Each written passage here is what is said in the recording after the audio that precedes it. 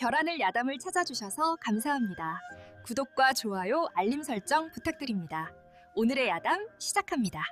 옛날 옛적 인주 임금이 막 보위에 오를 무렵이었습니다. 경기 외곽의 작은 고을에서는 하루가 멀다 하고 상여가 나갔습니다. 흉년이 들어 굶어 죽는 이가 있는가 하면 이름 모를 전염병에 쓰러지는 이도 부지기수였지요. 그해 여름 마을 사람들은 이상한 일을 목격했습니다. 저것 좀 보시게. 한밤중 묘지기 노인이 떨리는 손가락으로 어느 무덤을 가리켰습니다. 그날 낮에 묻힌 박서방의 무덤이었지요. 흙더미가 안쪽에서부터 부글부글 끓어오르더니 순간 흙이 사방으로 터져나갔습니다. 그리고 그 속에서 창백한 손 하나가 솟아올랐습니다. 으악! 노인은 비명을 지르며 달아났고 다음 날 아침 마을 사람들이 달려갔을 때 무덤은 텅 비어 있었습니다. 박서방의 시신은 온데간데 없이 사라져 버렸지요. 그날 이후 마을에는 묘한 소문이 돌기 시작했습니다. 죽은 자들이 밤마다 되살아나 마을을 배회한다는 이야기였습니다. 그리고 그 괴이한 일들이 시작된 밤, 한 사내가 마을로 들어왔습니다. 그 사내는 이름이 없었습니다. 아니, 정확히 말하자면 아무도 그의 이름을 묻지 않았습니다. 검은 도포를 걸친 그의 모습은 언제나 밤이슬에 젖은 듯 축축해 보였고 햇빛이 내리쬐는 낮에는 결코 그 모습을 드러내지 않았지요. 사람들은 그를 그저 무명이라 불렀습니다. 무명은 말이 없었습니다. 주막에 앉아 있어도 우물가를 지나도 그 입에서 말 한마디 나오는 법이 없었지요. 다만 그의 눈동자만은 이상하리만치 고요했습니다. 기쁨도 슬픔도 분노도 없는 텅 빈 연못 같은 눈이었습니다. 저 자가 하인 차림을 하고 있으나 어찌 된 영문인지 주인은 보이질 않네. 마을 사람들은 수군거렸습니다. 무명은 누구의 종도 누구의 머슴도 아닌 듯 보였습니다.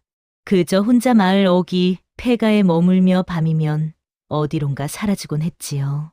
마을 사람들은 곧 이상한 사실을 깨달았습니다. 저 사내가 온 뒤로 죽는 사람이 더 늘었어. 맞아. 저자가 나타나면 꼭 누군가 숨이 끊어져. 소문은 삽시간에 퍼졌습니다. 무명이 우물가에 나타난 날, 최 씨 노파가 돌아가셨습니다. 무명이 장터를 지나간 날, 쇠전 주인이 쓰러졌지요. 우연치고는 너무 잦은 일이었습니다. 하지만 한 사람만은 달랐습니다. 마을의 무당 백월이었습니다. 60평생을 귀신과 대화하며 살아온 그녀는 무명을 보자마자 알아차렸습니다. 저 사내가 보통 인간이 아니라는 사실을 말이지요. 재미있는 일이 벌어지겠구먼. 백월은 담뱃대를 물고 씩 웃었습니다. 한편 마을 훈장 권정은 무명을 몹시 경계했습니다. 욕심 많기로 소문난 그는 마을 사람들의 땅 문서를 하나둘 모으고 있었는데 무명이라는 수상한 자가 나타나 마을을 어지럽히는 것이 못마땅했지요. 그리고 한 사람이 더 있었습니다. 병든 처녀 소연이었습니다. 소연은 18살의 병을 얻어 자리에 누웠습니다. 의원도 약도 소용없었습니다. 날이 갈수록 안색은 창백해지고 숨은 가늘어졌지요. 마을 사람들은 모두 알고 있었습니다. 소연이 곧 죽을 것이라는 사실을 말입니다. 어느 날 밤 소연은 창문 너머로 무명을 보았습니다. 그는 죽은 김씨 영감의 집 앞에 서 있었습니다. 그리고 달빛 아래에서 낮고 차가운 목소리로 이름을 불렀지요. 김진수, 김진수, 김진수. 3번입니다. 3번 이름을 부르자 집 안에서 푸른 빛이 피어올랐습니다. 무명은 그 빛을 손으로 움켜쥐더니 어둠 속으로 사라졌습니다. 소연은 숨을 죽였습니다. 저것이 무엇인지 정확히 알 수는 없었으나 분명 사람의 일이 아니었습니다. 다음 날 마을 사람들이 김씨 영감의 집에 갔을 때 시신은 전날보다 훨씬 편안한 얼굴로 누워 있었습니다. 마치 고통에서 벗어난 것처럼 말이지요. 며칠 뒤 소연이 마침내 숨을 거두었습니다. 아버지는 울부짖었고 어머니는 정신을 잃었습니다. 마을 사람들은 안타까워하며 장례 준비를 도왔지요. 그날 밤 무명이 소연의 집 앞에 나타났습니다. 언제나처럼 이름을 부르려던 순간 무명의 손이 공중에서 멈췄습니다. 그의 눈동자가 처음으로 흔들렸습니다. 명부에 이름이 없었습니다. 저승으로 데려가야 할 혼의 목록. 그 명부에 소연의 이름이 적혀 있지 않았던 것입니다. 무명은 한참을 그 자리에 서 있었습니다. 달빛이 그의 어깨를 비추고 바람이 도포자락을 흔들었습니다. 그리고 그는 돌아섰습니다. 이름을 부르지 않고 혼을 데려가지 않고 그저 어둠 속으로 사라졌습니다. 다음 날 아침 기적이 일어났습니다. 죽었던 소연이 눈을 뜬 것입니다.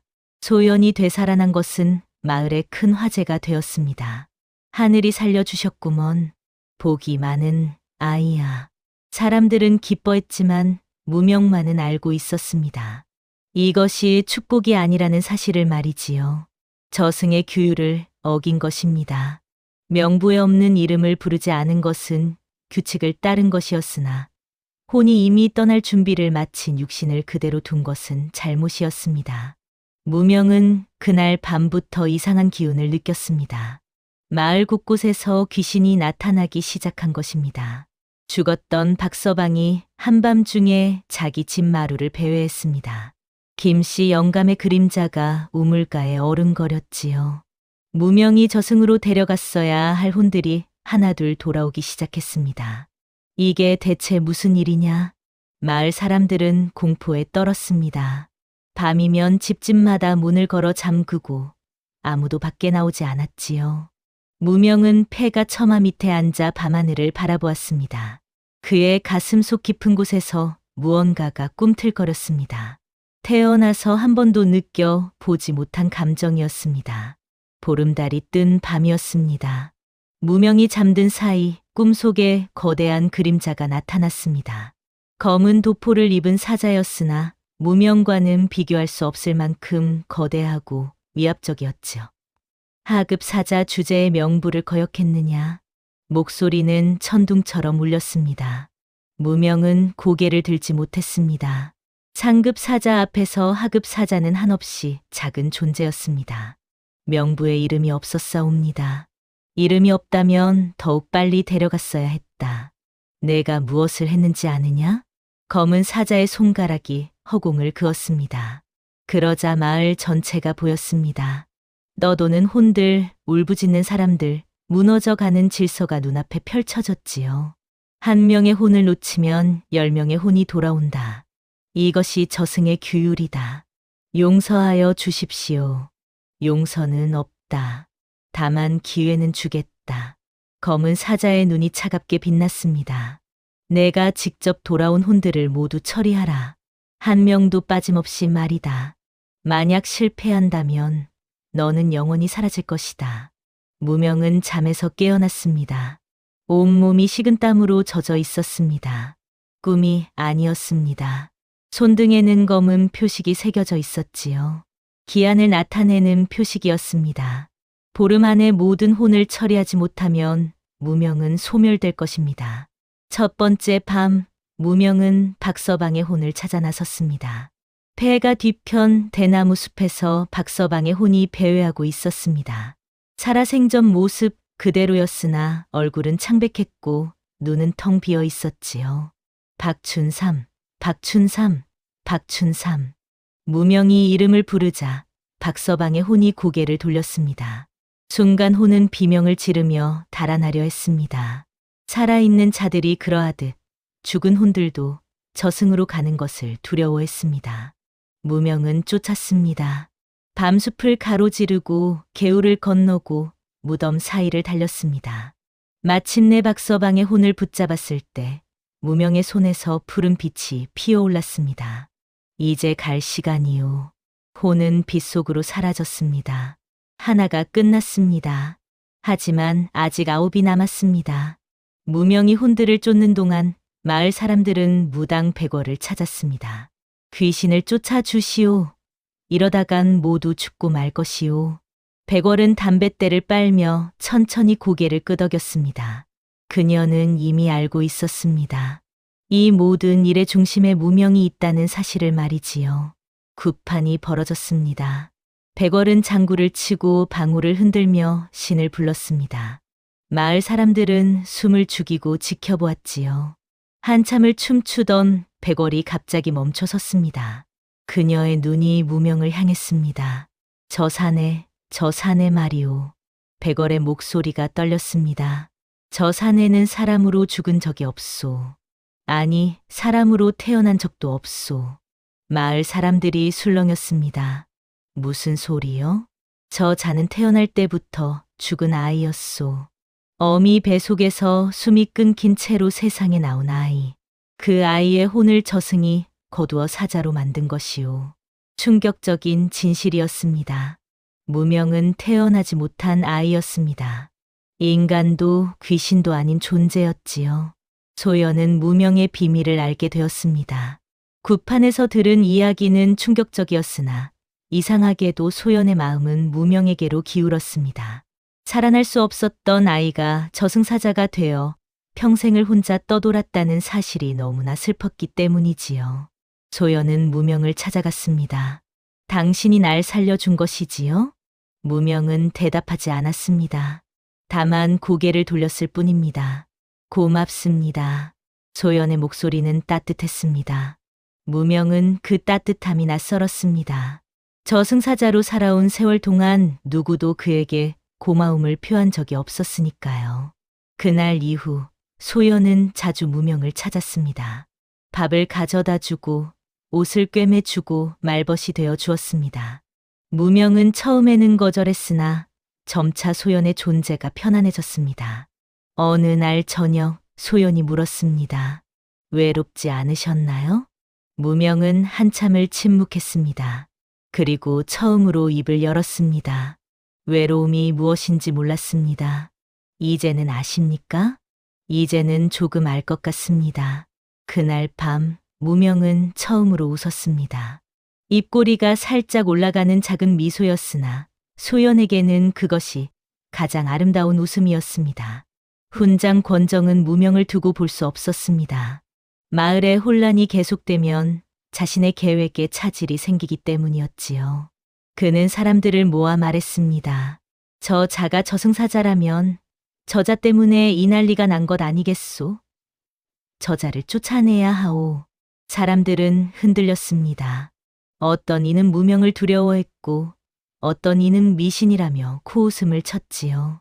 권정은 백월을 찾아갔습니다. 큰 굿을 버려 저 사자를 저승으로 돌려보내시오. 내가 돈을 대겠소. 안 돼요. 백월은 단호했습니다. 저 산에는 아직 할 일이 남았소. 함부로 건드리면 당신이 먼저 저승에 갈 것이오. 하지만 권정은 듣지 않았습니다. 그날 밤 그는 몰래 굿판을 버렸습니다. 새벽녘 권정의 비명 소리가 마을에 울려 퍼졌습니다. 사람들이 달려갔을 때 권정은 이미 숨이 끊어진 채 마루에 쓰러져 있었습니다. 얼굴에는 공포가 가득했지요. 그리고 그날 밤 무명이 나타나 권정의 이름을 불렀습니다. 권정, 권정, 권정. 무명은 점점 더 많은 혼을 처리했습니다. 하지만 이상한 일이 있었습니다. 처리한 혼의 수가 늘어날수록 새로운 혼이 나타나는 것이었습니다. 10명을 처리하면 15명이 생겨났지요. 무명은 깨달았습니다. 누군가 의도적으로 혼들을 불러내고 있다는 사실을 말이지요. 그날 밤 무명은 명부를 다시 살폈습니다. 명부는 저승사자만이 볼 수 있는 혼의 목록이었습니다. 태어날 자, 살 자, 죽을 자의 이름이 모두 적혀 있었지요. 무명은 소연의 이름을 찾았습니다. 그리고 전율했습니다. 소연의 이름이 명부에서 지워져 있었습니다. 하지만 지워진 흔적이 너무나 깔끔했습니다. 마치 처음부터 없었던 것처럼 누군가 의도적으로 깨끗이 지운 것이었지요. 그 자리에는 다른 이름이 적혀 있었습니다. 무명. 무명 자신의 이름이었습니다. 소연이 태어날 때 누군가 무명을 대신 죽게 만든 것입니다.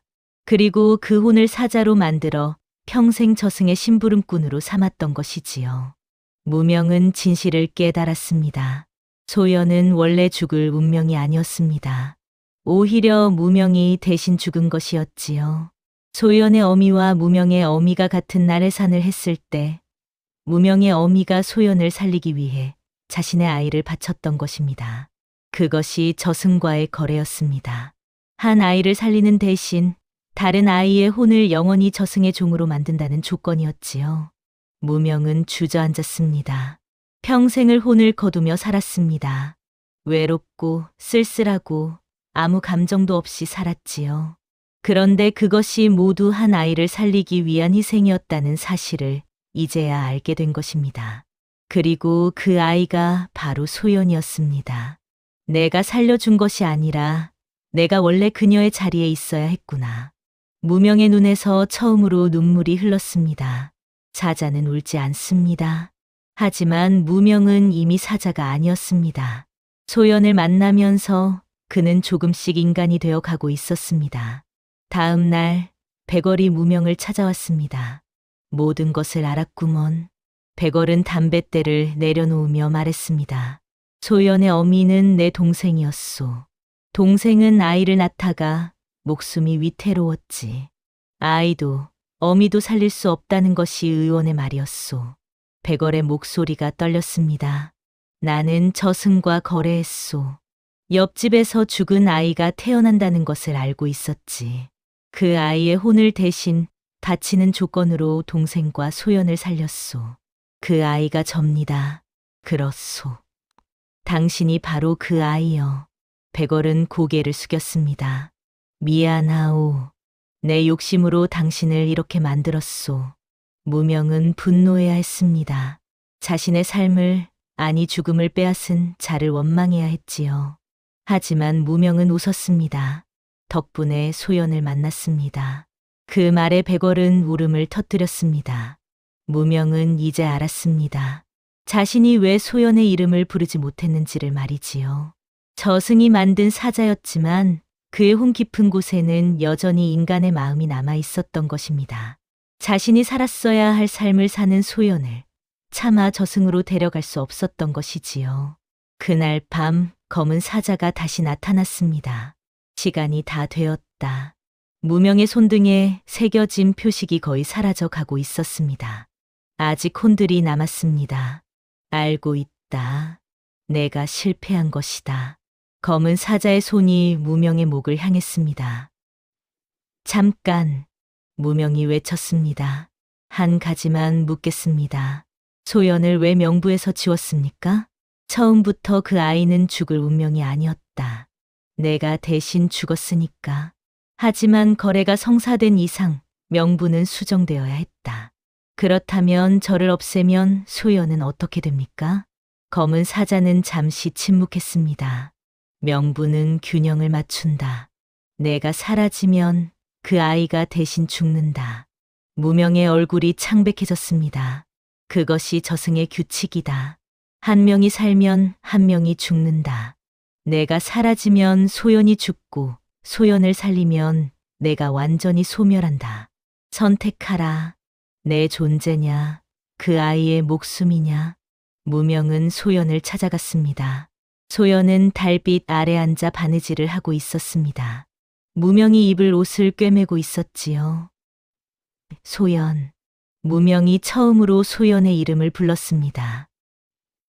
예, 나는 곧 사라질 것이오. 소연의 손이 멈췄습니다.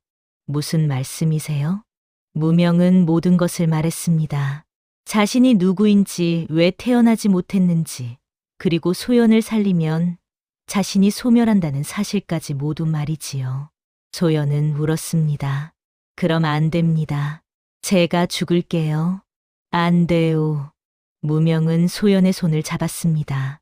태어나서 처음으로 다른 사람의 손을 잡았습니다. 따뜻했습니다. 나는 원래 태어나지 못할 아이였소. 하지만 당신은 달라요. 당신은 살아야 할 사람이요. 하지만 나는 이미 선택했소. 무명은 웃었습니다. 슬프지만 아름다운 미소였습니다. 그날 밤 무명은 명부를 찢었습니다. 하늘이 갈라졌습니다. 천둥이 치고 번개가 내리쳤습니다. 무명이 명부를 찢은 순간 저승의 문이 열렸던 것입니다. 검은 사자가 분노했습니다. 내가 무슨 짓을 한 것이냐? 사람 한 명 살리자고 저승이 무너진다 해도 좋습니다. 무명의 목소리는 담담했습니다. 명부가 찢어지자 모든 혼들이 제자리를 찾아갔습니다. 마을을 떠돌던 귀신들이 하나둘 빛이 되어 사라졌지요. 저승의 균형이 회복되기 시작했습니다. 하지만 대가가 있었습니다. 무명의 몸이 서서히 투명해지기 시작했습니다. 발끝부터 빛으로 변해 허공에 흩어졌지요. 안 돼요. 소연이 달려왔습니다.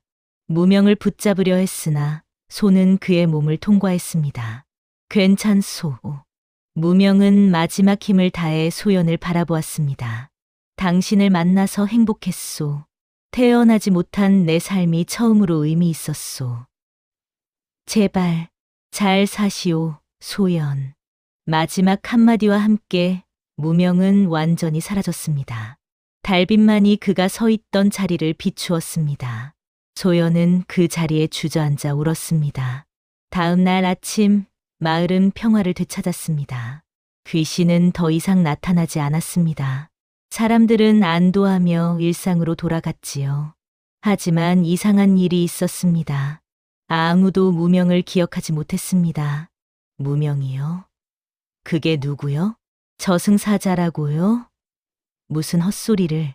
사람들은 고개를 저었습니다. 무명의 흔적은 모두 지워졌습니다. 그가 머물던 폐가도, 그가 걸었던 길도 모두 처음부터 없었던 것처럼 변했지요. 오직 소연만이 기억했습니다. 아니, 정확히는 기억한다기보다 느낌으로 알고 있었습니다. 자신을 살린 누군가가 있었다는 사실을, 그 누군가를 위해 살아야 한다는 사실을 말이지요. 백월도 무명을 잊었습니다. 다만 가끔 꿈에서 누군가에게 사죄하는 자신을 발견하곤 했지요. 저승에서는 새로운 사자가 태어났습니다. 하급 사자로 새로 임명된 존재는 명부의 첫 장을 넘겼습니다. 그리고 거기에 적힌 한 이름을 보았습니다. 무명, 스스로를 바쳐 한 생명을 구한 자. 새로운 사자는 그 이름에 경의를 표했습니다. 세월이 흘렀습니다. 소연은 건강하게 자라 좋은 가문으로 시집을 갔습니다. 하지만 그녀의 마음 한구석에는 늘 공허함이 있었지요. 어느 날 소연은 묘한 꿈을 꾸었습니다. 검은 도포를 입은 사내가 달빛 아래 서 있었습니다. 얼굴은 보이지 않았으나 그 사내가 자신을 바라보며 웃고 있다는 것을 알 수 있었지요. 잘 살고 있구려. 사내의 목소리가 들렸습니다. 당신은 누구십니까? 이미 잊혀진 자요. 왜 제 꿈에 오셨습니까? 작별 인사를 하러 왔소. 사내가 천천히 멀어졌습니다. 기다리세요. 소연이 손을 뻗었으나 사내는 이미 사라진 뒤였습니다. 다만 바람에 실려온 한마디가 귓가에 맴돌았지요. 행복하시오. 소연은 눈물을 흘리며 잠에서 깨어났습니다. 옆에서 자던 남편이 놀라 물었습니다. 어인일이요? 모르겠습니다. 그저 누군가에게 빚진 것 같아 마음이 아픕니다. 그날 이후 소연은 매년 음력 8월 보름에 이름 모를 제사를 지냈습니다. 무덤도 없고 위패도 없는 제사였지요. 다만 정성껏 음식을 차리고 향을 피우고 절을 올렸습니다. 당신이 누구든 고맙습니다. 세월은 흘러 소연도 나이가 들었습니다. 손주들에게 둘러싸여 행복한 말년을 보내던 어느 날, 소연은 다시 그 꿈을 꾸었습니다. 검은 도포의 사내가 나타났습니다. 이번에는 얼굴이 보였습니다. 젊고 슬프지만 따뜻한 미소를 짓고 있었지요. 오래 기다렸소. 사내가 손을 내밀었습니다. 이제 함께 갈 때가 되었소. 소연은 알았습니다. 자신의 시간이 다했다는 것을 말이지요. 당신이 그때 그 분이시군요. 기억하시오? 아니요, 기억나지 않습니다. 하지만 알고 있었습니다. 평생 누군가 덕분에 살았다는 것을요. 소연은 사내의 손을 잡았습니다. 이제야 이름을 물어도 될까요? 사내는 고개를 저었습니다. 이름은 중요치 않소. 다만 당신이 행복했다면 그것으로 충분하오. 둘은 함께 빗속으로 걸어 들어갔습니다. 다음 날 아침 소연은 편안한 얼굴로 세상을 떠났습니다. 그녀의 입가에는 미소가 걸려 있었지요. 장례식장에 모인 사람들은 말했습니다. 참 복 많은 분이셨어. 평생 좋은 일만 하시고 가셨지. 하지만 아무도 몰랐습니다. 소연의 행복이 한 존재의 희생 위에 세워진 것이라는 사실을 말이지요. 비가 내리는 날이면 마을 사람들은 가끔 이상한 것을 목격했습니다. 달빛 아래 검은 도포를 입은 사내의 그림자가 어른거리는 것을 말이지요. 하지만 그것이 무엇인지 아는 사람은 아무도 없었습니다. 옛말에 희생이라는 말이 있습니다. 자신을 버려 남을 살리는 것이지요. 세상에는 이름 없이 사라진 수많은 희생이 있습니다. 우리가 모르는 사이 누군가의 희생으로 오늘도 세상은 돌아가고 있는 것입니다. 가장 위대한 사랑은 자신의 모든 것을 내어주는 것입니다. 무명은 자신의 존재마저 바쳐한 사람을 지켰습니다. 그리고 그것은 결코 헛되지 않았습니다. 다음 영상을 빠르게 만나보시려면 좋아요와 구독을 눌러주세요. 그럼 더 재미있는 영상으로 찾아뵙겠습니다. 모두 행복한 하루 보내세요.